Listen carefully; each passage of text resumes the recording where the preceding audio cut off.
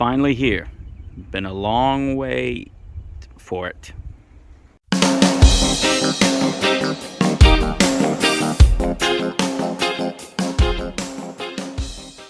What's going on, guys? Thank you for joining me on another video. Today I'm going to be posting on my new loader that I've been waiting for a very long time. This is the Everun er1000 telescopic loader. And the nice thing about it, it's 48 inches wide, so I can get into pretty much any place.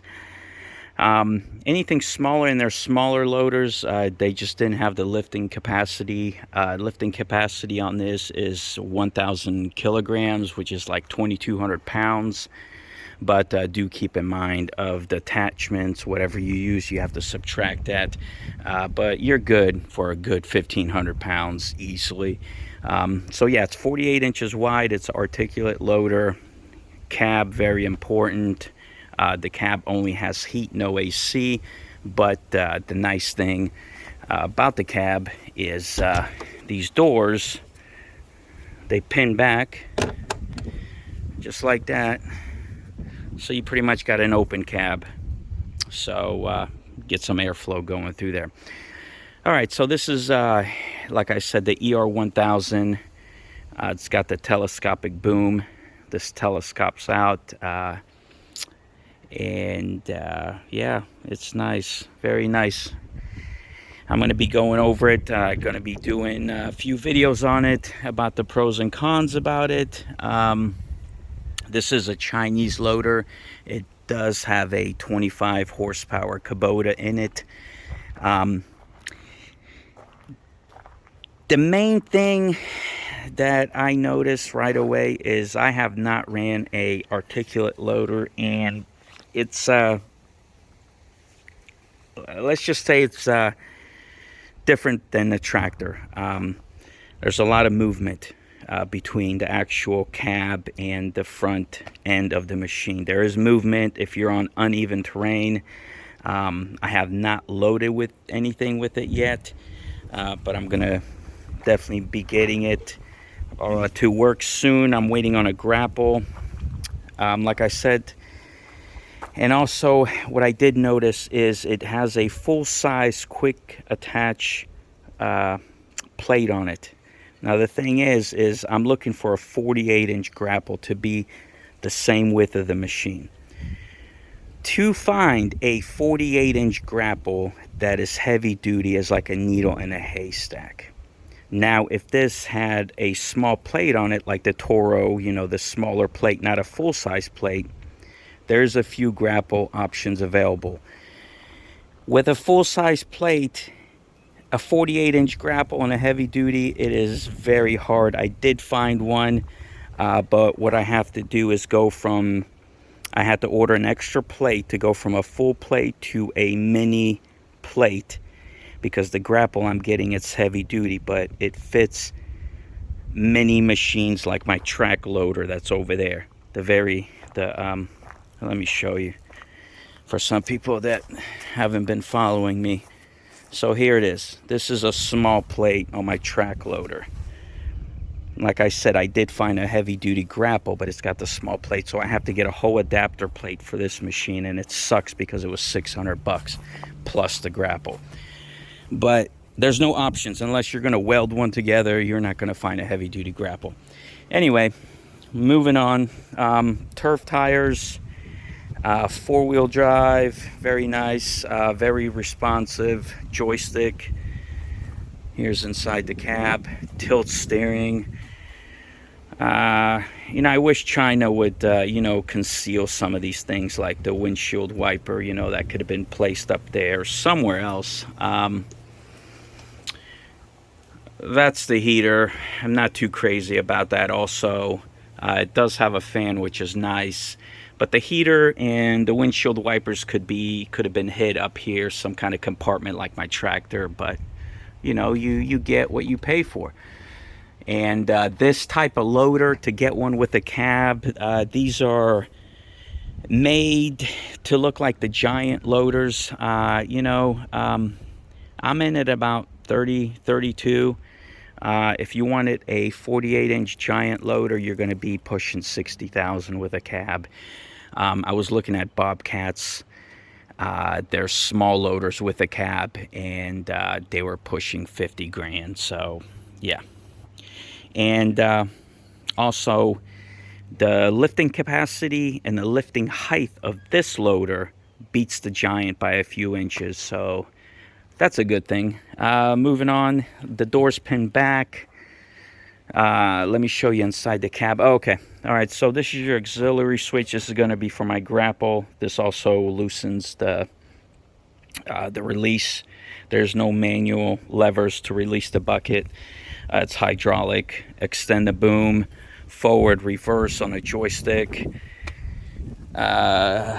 It doesn't have two pedals like the tractor. It is a hydrostat, but you got forward and reverse. Tilt steering. It's pretty nice. Can't have everything. Okay, to release the doors, you push the button. Doors close.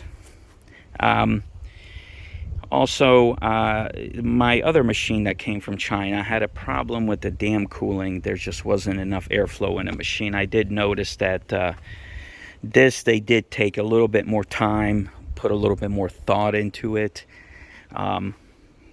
Big cooling ports all along here, back here. It's got a hitch. I guess if you want to tow some, I'll never use it. All right, also big cooling port there. This is inside the cab. Hazard lights. It's got a digital readout here. Analog RPM, temperature. That's getting replaced. Gonna put some good speakers in, a good radio. That's just crap. That's gonna come out. I'm gonna replace those. Seat, eventually when this wears out, I'm gonna get something with some type of springs on it, because this is it is just stationary mounted to this, and I'm pretty sure I can find a seat, and I do want armrests. So in the future, I'm not gonna do that now. And it's got a good view in it, sits up high. Let me show you the motor. Very hard to do stuff with one hand. All right. There's that. I got a couple of latches here for the motor bay here.